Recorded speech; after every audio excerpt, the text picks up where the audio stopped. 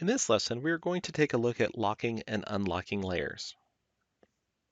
Locking a layer will prevent the user from being able to edit it.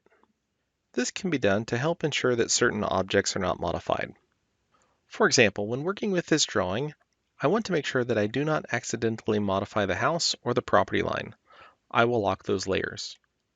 I select the drop down on the layer control, find the appropriate layer, then select the padlock next to the name.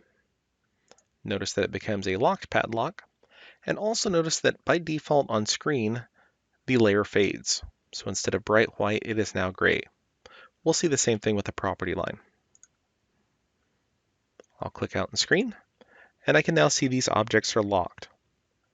So not only can we see this by the color of the layer, if we hold our crosshairs over it, we'll see a lock symbol next to the crosshairs.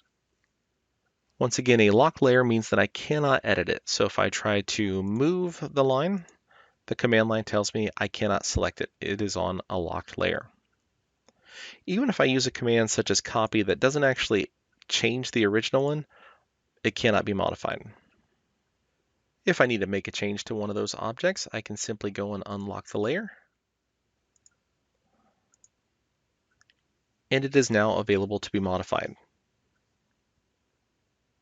The fading of a locked layer can be adjusted here in the Layers panel.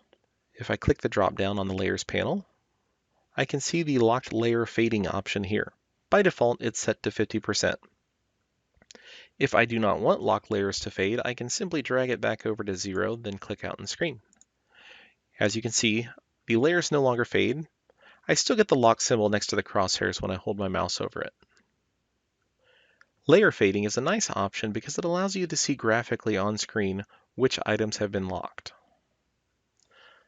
However, keep in mind, regardless of the layer fading, the objects will all print normally. That concludes this look at locking layers in AutoCAD.